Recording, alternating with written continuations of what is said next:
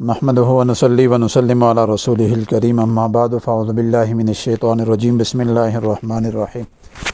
کل کے ویلاگ کے بعد کچھ حضرات کے واٹس ایپ پہ میسج تھے کہ ہمیں مختصر سا شارٹ سے کچھ عمل بتا دیں۔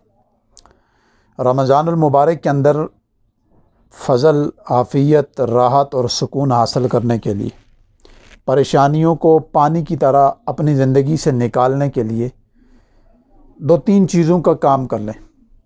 نمبر 1، بیدک الخیر انک علی کل شیء قدیر کو سحری اور افطاری کے اندر 41 دفعہ پڑھیں۔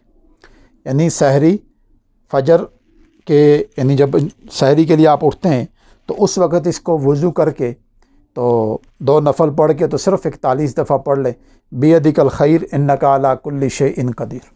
اس کا اہتمام کریں۔ اور دوسرا، افطاری سے کے وقت سے چند منٹ پہلے اس کو 41 دفعہ پڑھ کے دعا کریں۔ ایک کام مختصر ترین عمل ہے۔ اور دوسرا، اللہم ربنا انزل علینا مائدۃ من السماء تکون لنا عیدا لاولنا وآخرنا وآیۃ منک وارزقنا وانت خیر الرازقین۔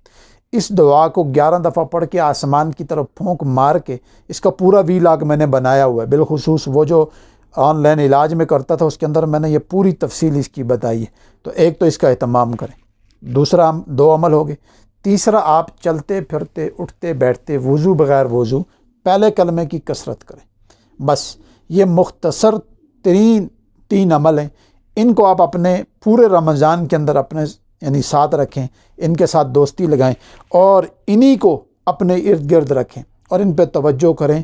یہی مختصر ترین اور نایاب عمل آپ کو سال بھر عافیت، راحت، سکون اور مہربانیوں کے ساتھ چلائیں گے، اور جتنی بھی آپ کے مسائل ہوں گے، چاہے وہ جس طرز کے بھی ہوں گے، وہ آپ کی زندگی سے اللہ تعالیٰ نکالنا شروع کر دیں گے۔ اس کے اوپر توجہ کریں۔ اس سے مختصر عمل کوئی نہیں ہے۔ ان کے فضائل وہی ہیں جو میں نے پچھلے ویلاگ کے اندر بتا دی، لیکن صرف تعداد کم ہے کہ ایک کو 41 دفعہ صبح شام کرنے اور دوسرے کو 11 دفعہ صبح شام، اور کلمے کو کثرت سے پڑھتے رہیں اٹھتے بیٹھتے۔ اگر ہو سکے تو اس کو 70,000 کا نصاب کر لیں، نہیں بھی کر سکتے لیکن صبح سے شام تک اس کو کثرت سے پڑھتے رہیں۔ بس اللہ تعالیٰ آپ کی طرف خیر، فضل اور راحت اور سکون متوجہ کرنا شروع کر دیں گے، اور آپ انشاءاللہ العزیز دن بھر اور سال بھر آگے جتنا بھی نظام ہوگا خیر والا وہ آپ کی طرف متوجہ ہوگا۔ اللہ تعالیٰ عمل کی توفیق عطا فرما دے۔